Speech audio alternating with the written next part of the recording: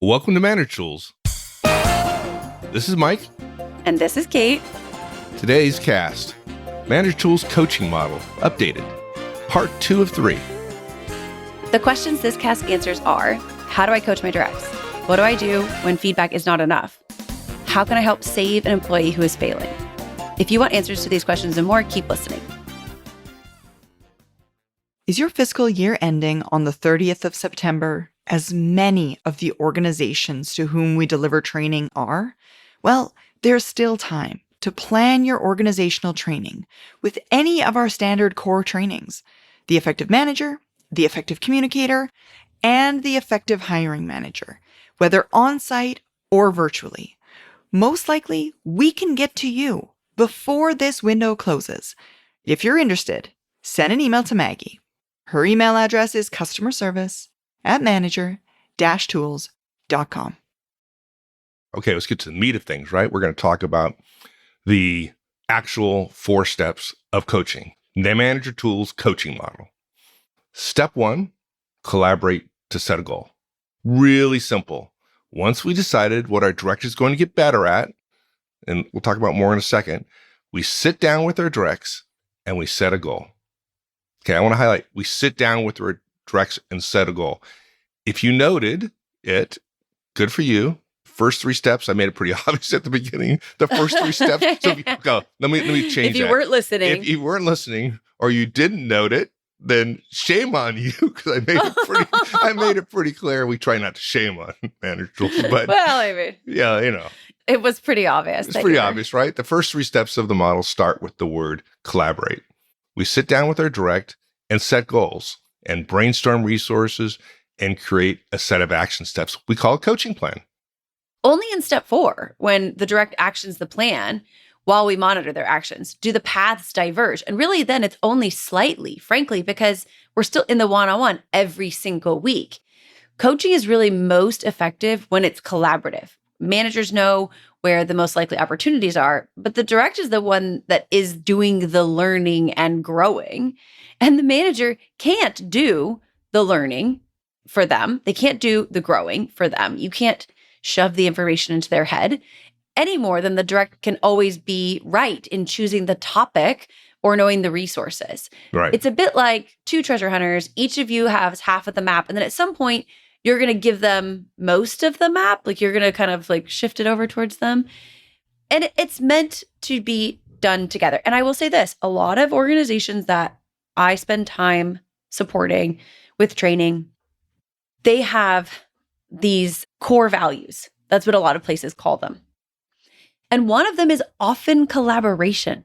So if you're looking for opportunities to support the core values of your organization, one-on-ones and also coaching will do so. I believe that it requires a lot of collaboration to go through this process together. And the first step is really simple. Once we've decided what our direct is going to get better at, we sit down with the direct and set a goal. Here are some examples. By 1 December, you will attain CNE status. Optionally, 2, there's some other ones here. By 30 October, you will run the staff meeting successfully. By January 1st, you will submit the capital plan without errors. These are all options, examples of goals. Yeah. Before we go on, I want to just say one thing, and then we can talk about it. I think there's obviously a pattern in those right there that we need to talk about. But on the collaboration piece, right, just to be really clear, because some people might be asking, well, what's the collaboration? Well, look at the collaboration is, one, what do you need as a manager? What would you like to see them get better at? Because you know and maybe your directs don't, there's an organizational change coming up, and maybe you're going to have to replace yourself, and you want the person you're talking to be ready to take your job when you leave. You have things that you'd like to see them get better at. And certainly they have things they'd like to get better at. They have goals and objectives. For example, in this particular case, maybe that person wants to become a manager, and there's certain skills they need to know. So if you understand your people, which you would do if you were doing one-on-ones, you would know the things that they're excited about. And in all that mix of what you want, what you need, what they want, what they need and they may not be aware of that. Somewhere in there is an intersection for both you and them. That's the collaboration right there. That's the collaboration of what you're going to coach them on. It's also important to just consider sometimes you will come up with something that your team needs and you might ask a direct to engage with that learning. Sometimes they will come up with something that they would like. It could be one or the other, and it doesn't have to be just things that you could imagine the team needs or that they need right now.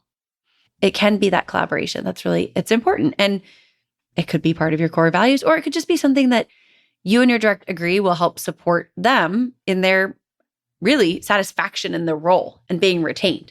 That part of being retained in an organization is also fulfilling the need that most people have for a room for growth. And this could be the way that we do that. Even if there isn't necessarily, because there's a lot of flat organizations or matrix organizations, there might not necessarily be the ability to move up the ladder very quickly. However, there's still room for growth. So it's one thing that we can do. Okay, let's go back to the goal piece. I have a particular bone to pick with goal setting in most professional areas. And if people who have been to public conference with me are probably thinking, oh, here she goes again, this whole goal setting thing. Here she goes again. I get pretty spun up about it because I think there's a lot of bad goal setting guidance out there, like a lot about it. And so you'll notice that our coaching model here uses a goal structure that we call DBQ. That's deadline, behavior, quality standards. The quality standards are small on the ones that I verbalized, right? Run the staff meeting successfully, capital plan without errors. But I want to highlight deadlines drive behavior. So we start there. We say the word by and then a date. That's what a deadline is. So you think to yourself, how long is this going to take? Now, I will say this.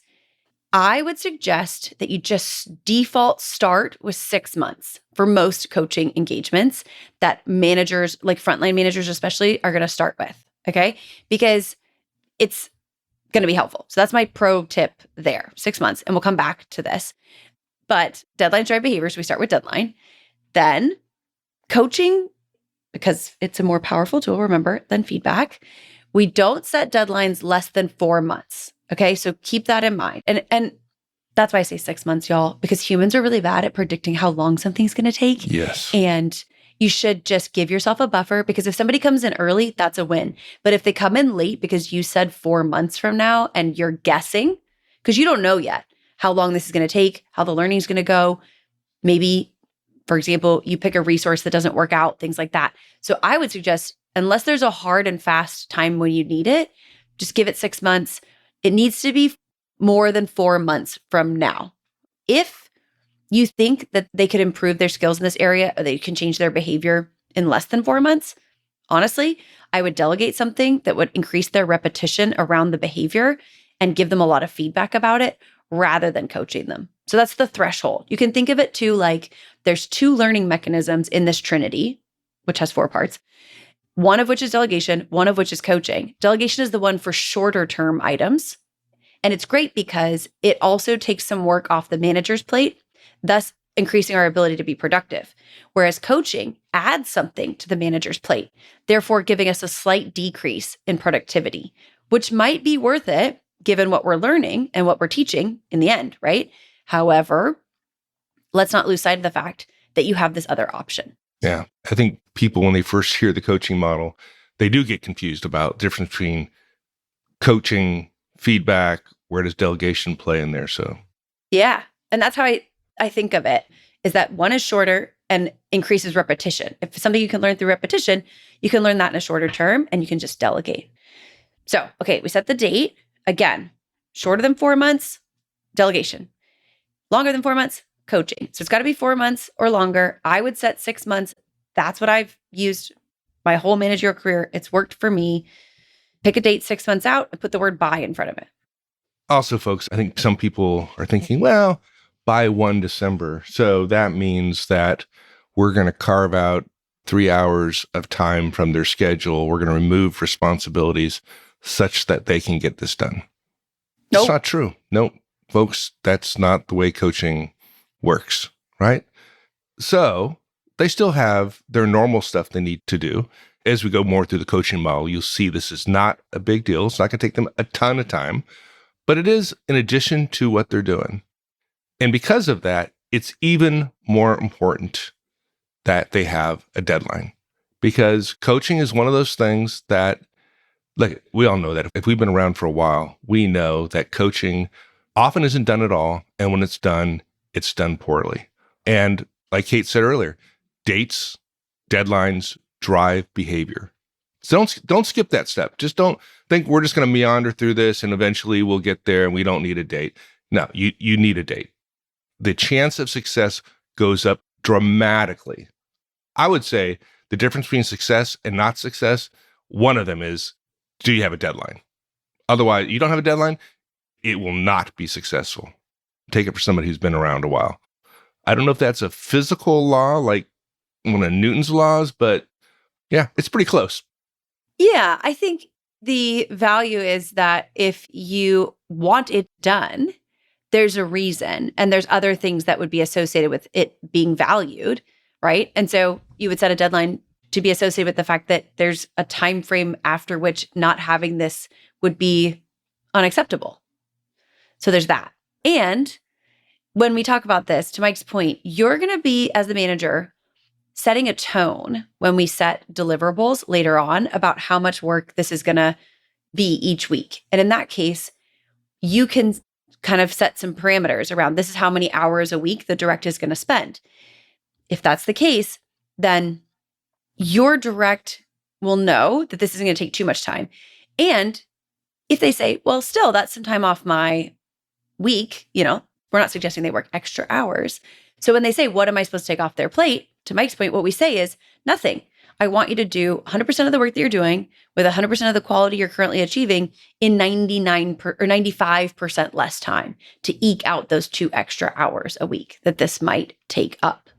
Yeah. So deadline and balance. The whole thing is a collaboration. So yeah, this part is a collaboration. You may think 6 months, and they may come back and say, look, I really given this, and my other responsibility is I need 8 months. All right, make it 8 months. That's not hard, right? If you could live without it for Just 6 change months, it. 8 months is fine. Not going to kill anybody, especially if 2 of those months or some of those months include December. Yeah. My experience is not a lot of stuff gets done around December. So Yeah, exactly. Hey, licensees, we've got something secret to share. Manager Tools is growing, and you are getting a front row seat. Imagine a platform that evolves with you, providing relevant resources throughout your career journey. We can't spill all the beans just yet, but know this. Being a licensee when we launch will come with special benefits. You are our most dedicated supporters, and we are committed to giving you the best. For those of you who are not yet licensees, trust us, you'll want to become one. Do so by visiting us online at manager-tools.com/products and become a personal licensee today. So deadline, behavior, and quality. We've covered deadline. The behavior portion is what we want the direct to master, the behavior we want to improve. And I would even go a step further and say that the behavior needs to be something that you can say, yes, we did it, or no, we didn't. So for example, I wouldn't say learn about project management, because you could read one book and have learned about project management. There's a scale of different levels of achievement in that word. If, though, you want someone to read 6 books about project management, that is metricized. There is a target. That's, yes, I read 6, or no, I didn't. If you want them to just read one book about project management, just assign that as a deliverable. But let's make the behavior portions crisp. Let's make them behavioral as opposed to soft. And here's why. This may sound like a really good goal. It was in my performance review at one of my previous roles. One of my performance reviews, the goal for the next year, which has a deadline inherent because I have a performance review coming up at the end of the next year, was to get more technical. And that's it? That's it. Now, there was a deadline, obviously. That's awesome. awesomely bad. If you don't know about goal setting, if you're not thinking about goal setting, you might feel like that's okay. Problem, y'all, there's no direction there. So here's what happened. I spent about 3 years trying to get that off my performance review, because the first year, what I did was, because I'll do the big reveal at the end, but my job was pretty technical. So I thought maybe they meant learn a different niche technical area. So I read a bunch of books and I bought the books, I put them on my shelf and I brought them to my review. They said, nope, that wasn't it. Now, bear in mind, by the time the next review came around, the person who had written the goal was no longer there. So he could not say what he had meant by it. And that is one of the things that I would suggest you run your behavior and your quality standards through, is another person. Ask them, if you were going to measure this, what would you measure? And if what they say doesn't match what you say, it doesn't work. Yeah. You need something else. You need to be more crisp. So at the end of the first year, I had read like 10 books because I love to read. I had read all these books and I brought them the books and they were like, no, that's not what we were thinking, which is interesting because it wasn't the same guy, but okay. So it stays on the review. Second year, I take a class at the place where I'm working. I take a class. It's after hours. It's like a couple hours after work. There's homework. And it was called, I'm not even gonna say what it was called because I don't want to like give it away. But anyway, I thought it was going to be something really cool about my industry, but it was basically like, here's why rockets are pointy. I mean, it was basic stuff. And at the end, they gave me like a printout, like a watercolor printout saying that I had passed this class. I want to be really clear. I have a printout and it is not watercolor and it was not free and I didn't earn it after work hours either. And this printout does say that I know why rockets are pointy. It also says I have a degree in it. It didn't take 4 weeks. It took 4 years. So there's that. By the way, at the end of the year, it didn't come off my review. The class didn't do it. So the third year, I did all of the calculations for the parachute design for our vehicle by hand in one of those black and white composition notebooks. Because the science of parachutes hasn't really changed since like the 80s. Also, everybody's using old parachutes, or a lot of people are, so it doesn't really change. The diameters are pretty standard too. And when I brought them the notebook, they said, why would you do this? We have a computer that does this. Oh, Mike, almost lost my little mind. And I said, because my review says, get more technical. Nobody can tell me what that means. I keep doing stuff. They keep telling me, and they took it off my review. And it has been, 15 years. And I'm still chapped because I still don't feel like I did it. I still feel like I didn't do it. And here's the best part. During that time, my job was to design parachute systems for air-launched missile defense systems, where you take the rocket, you put it in a C-17, you drop it out of the back of the C-17 on parachutes, then you cut the parachutes and shoot that missile at another missile. So I am trying to figure out still, 15 years later, what is more technical? Yeah, that sounds pretty technical. It's amusing only in sense like a car crash in which nobody gets killed or injured is humorous. Some This bad happens goal setting stuff all out there. the time. And it is just a complete waste of time and energy on everybody's part, right? So, and money. Oh. They paid me an astronomical amount of money to read books and go to class and write things down in notebooks. And y'all, if you're looking for goal setting guidance outside of this, which I find really useful, the other goal setting guidance I've seen in the last 10 years that's really good is Measure What Matters by John Doerr. It's about, OKRs and KPIs and that kind of stuff. And frankly, when we did OKRs a couple of years ago, Mike, here at Manager Tools, I used this goal setting guidance as my starting point for that DBQ. So I don't know. I just want to encourage everyone to set good goals that are crisp and that other people would measure the same way you would and that are metricized, not just in the behavior, but in the quality portion, because that's how we're going to measure the behavior. And we can't just say we're going to have a direct run a meeting if that's what we're working on. Under that criteria, they could run the meeting that was disastrous. right. We have to define the measure of success for the behavior. So for the meeting, you would say something like starts on time, ends on time, has an agenda, that kind of thing. Yeah. And note, folks, that in the goal examples that she gave are like, It's not you will learn about staff meetings or how to run a successful staff meeting. You will run the staff meeting successfully. And then quality standards coming on what that means, right? Right. You will submit the capital plan. It's not you will learn capital planning. You will submit the capital plan without errors, right? This ensures that you guys are both on the same sheet of music, and they'll actually be performing the skills they learned, knowledge they gained during the coaching, right? It's actually the doing that's the important part. One more thing about that, Mike, that I think would be helpful for people is it doesn't need to be repetitive. We don't need to say run the staff meeting every week for a month or submit the capital plan 3 times without errors. You can just ask of them to do it one time. And what we're suggesting is if they can do it once, they can do it again. So you only need to measure for the one time. You don't need to lock yourself into 4 times for the staff meeting or 3 times for the capital plan. It's fine to have them do it once, measure once, and say, okay, the skills have been established. And we do recommend that you write this coaching goal and everything about coaching down on your one-on-one form, either on the back of last week's blank page or in another sheet that you kind of insert in there.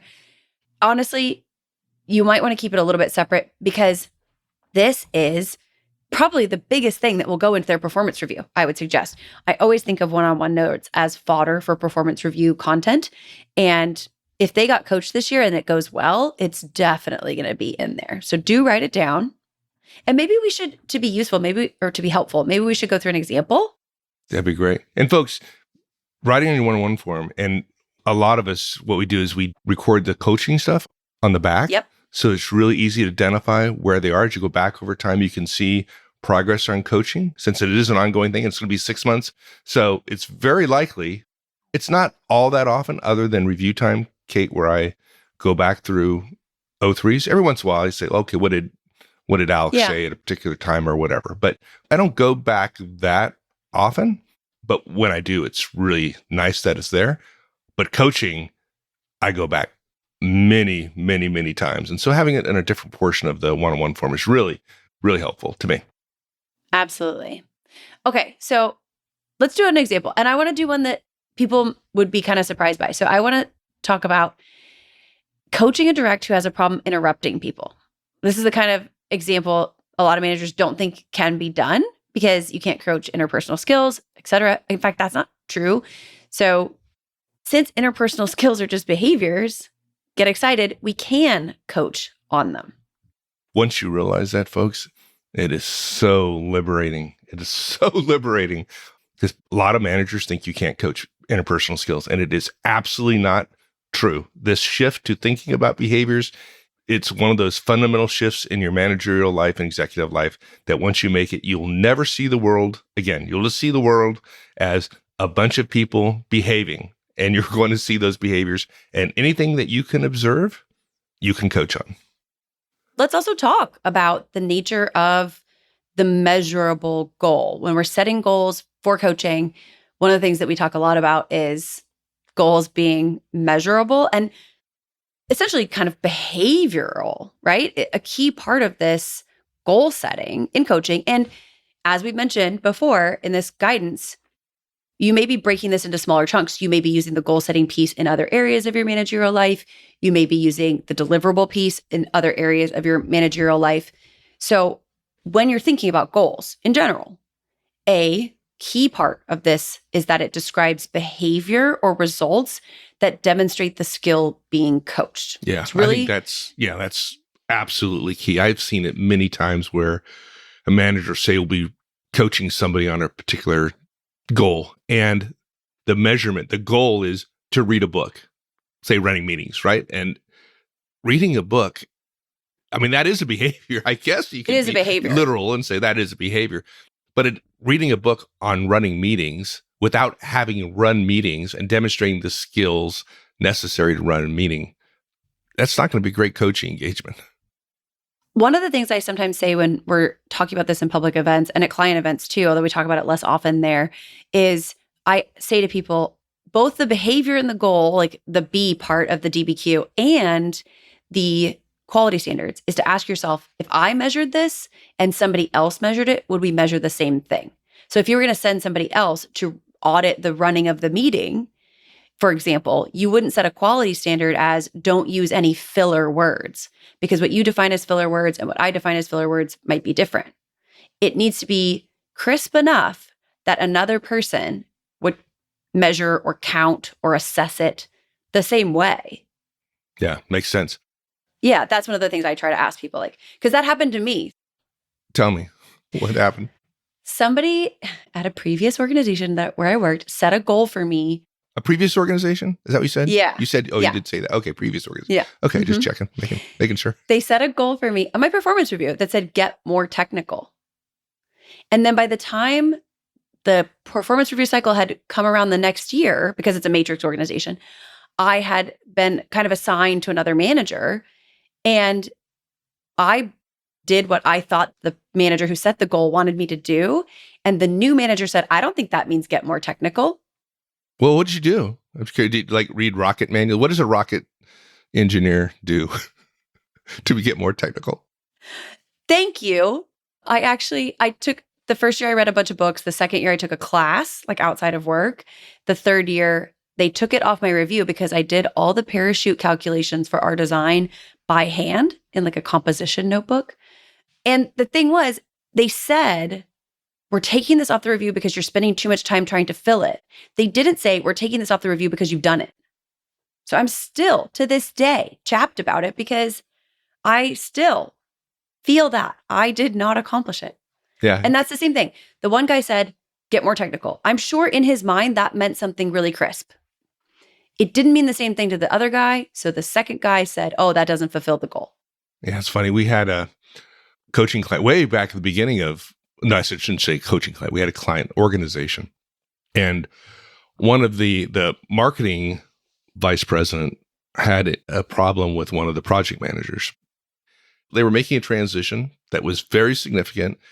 This individual was responsible and not doing well, right? And she had said to this project manager that he had to be more communicative. He wasn't communicating enough. And that's it. Like, be more technical, be more communicative. And 6 months had gone by and he was not making progress, and it was bad enough that she was thinking about firing him. That was kind of the conversation we're having. And so during this, I asked her, now she's very bright. I think she's a CEO somewhere else right now. I asked her, so, well, if he had been communicative, what would he have done? What behaviors would he have engaged in? She said, and she listed like 12 things, like, I would have got an update every day. He would have been calling me, giving me a verbal update. I would have had weekly written updates. There would be a section in his status reporting talking about specifically about this. And she listed 12 very clear, specific things that he would be doing, behaviors he'd be engaging in, that would say to her that he was being communicative. And so I simply asked her, like, have you told him that? And she looked at me like, darn. Said, yeah, okay, I get it. I mean, Yeah. It did, she's like, oh my God. So yeah, so just talk to him. Just share those with him.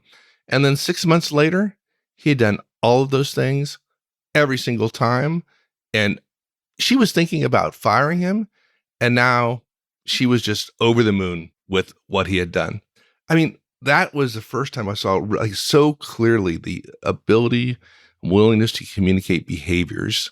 That failure to do so almost resulted in this person losing a job. And I guarantee you it's happened probably a million times out there, but this was so clear. So yeah. Clarity is good. So don't say read a book. Don't say learn about running meetings, for example, because that's not a goal. To know the information, to have learned the information and not executed on it is to not know the information well enough to utilize it. And book learning, for example, isn't really valuable in business without behavior. So preparing a report for the meeting, going to a class on meetings, not coaching goals. Those are action steps, things that you would do in order to increase your abilities prior to actually demonstrating your ability. So action steps go into step 4. Action steps and final coaching goals look identical to most people because they include an activity and a deadline.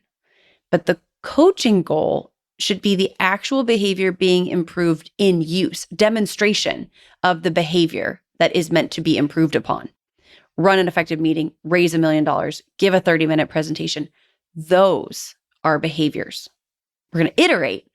In the end, though, we're measuring the final behavior demonstration. And okay, you might be thinking, okay, fine, but I have no idea how to get from here, where they don't know how to do it at all, to there, where they can actually run the meeting effectively. Don't we need a plan? Like a detailed plan. You're talking about a plan. Here's the 10 steps. Here's who's doing them. Here's the date we're going to start. Here's the date we're going to end. The dependencies. I'm over exaggerating a little bit, but you're talking about like a sequence, a long sequence of events. And I'm suggesting we don't need that right now. We want this to be an agile process. We want it to be adaptable. We want it to be able to adjust if things come up. If every manager has to have a detailed coaching plan lasting for 6 months, we'd never do it. We'd never coach anyone.